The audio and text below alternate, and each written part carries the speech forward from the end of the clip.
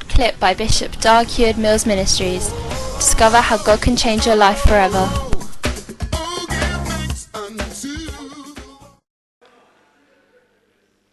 There are two kinds of volunteers, passive and active.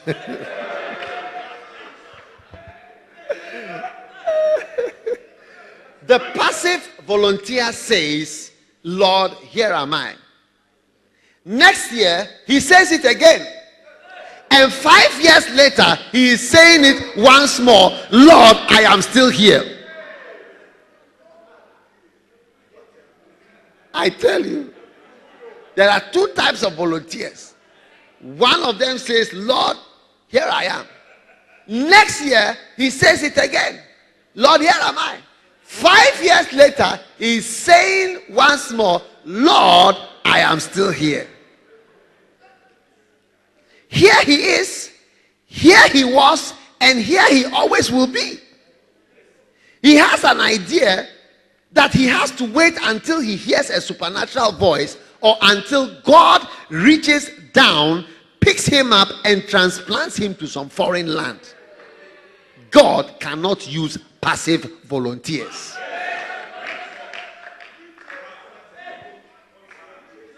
I tell you.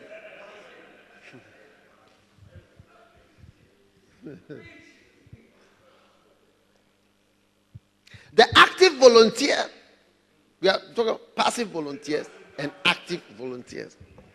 The active volunteer says, Lord, here am I, send me. He puts a goal into his volunteering and sets his face like flint. He prays through hindrances and overcomes obstacles.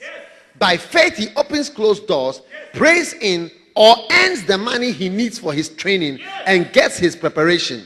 Finally, he finds himself ready for his life's work. Then he applies to a mission board. And if he is turned down,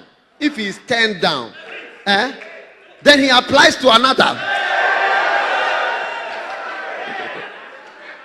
Yeah, he applies. At last, he is accepted. Then he prays in his outfit and passage money.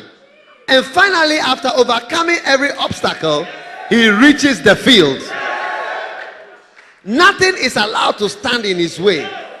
God can use active volunteers. Give the Lord a shout of praise.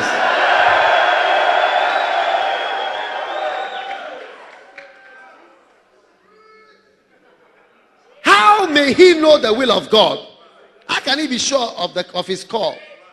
He will pray, and as he prays, if he is not called, the burden will lift and he will be at rest.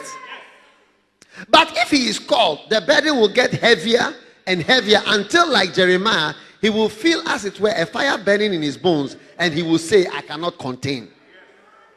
The fire urge will be upon him and he will have to go. Satan will do everything in his power to hinder, if he can, and he often does. He will bring him in contact with a young woman who has no intention of being a missionary.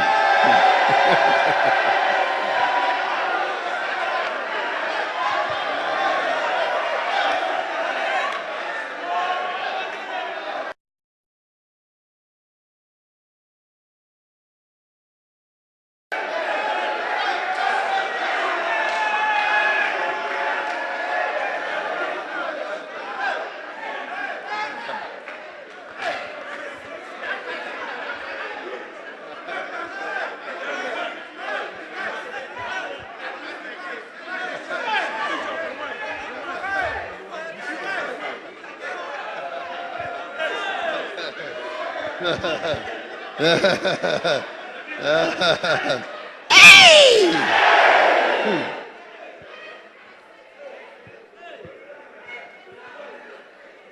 Sit down. You sit down. Sit down. Sit down.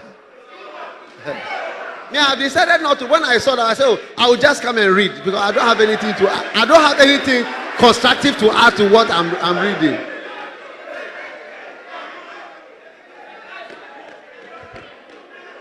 Satan will do everything in his power to hinder. If he can, and he often does, he will bring him in contact with a young woman who has no intention of being a missionary, or vice versa. Many a young woman who is called of God never gets to the mission field simply because she marries a man who is going to remain at home. And thus her life is wrecked. She gets out of God's will and Satan wins.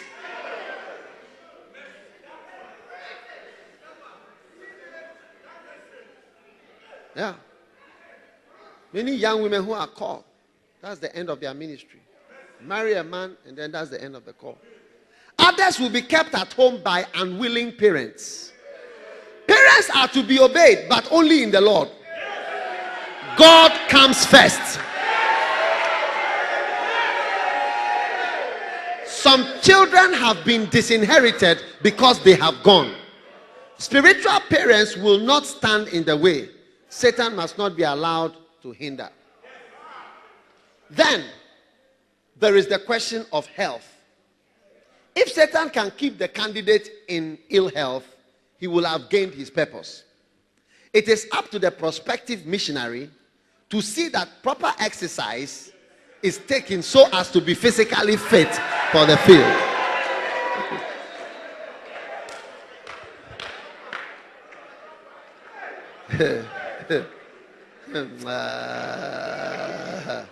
Cases have been known of workers who have been turned down by doctors, who have through exercise and care conquered every infirmity and then have been able to serve for many years. The missionary must be in the best of health. Preparation for the foreign field should commence by a study of the biographies of the great pioneers of missionary work. Those who expect to labor in other lands should know as much as they can about those who have gone before. And the best way is by securing the biographies of noted missionaries who laid the foundations. If you, my friend, expect to go, I would suggest that you get the life of David Livingstone of Africa and read it until the inspiration of his heroic achievements grips you, stirs you, and moves you to emulate his devotion and consecration. Then read the life story of Robert Moffat, his father-in-law, who spent 50 years in Africa with but one fellow. Fellow means the time they come back home. Follow these with Alexander Mackay of Uganda. Nor should Mary Slessor of Africa be forgotten. Those of you who went to Achimota School, Slessor House, named after this woman, Mary Slessor. This will give you the knowledge you need of Africa. Turning to China, study the life of J. Hudson Taylor, founder of the China Inland Mission, especially a retrospect. And of course, Robert Morrison, the pioneer of Chinese missions. For a vision of India, read William Carey, the father of modern missions, and Alexander Duff. And then Henry Martin of Persia, Adoniram Judson of Burma, and James Gilmore of Mongolia should be obtained and studied. And of course, John G. Patton of the New Hebrides, and James Chalmer of New Guinea, and John Williams of the South Sea Islands, and Samuel Marsden of New Zealand. All these. Be sure to read The Splendor of God by Morrow. It is a masterpiece. And then to 1,000 Miles of Miracles by Glover.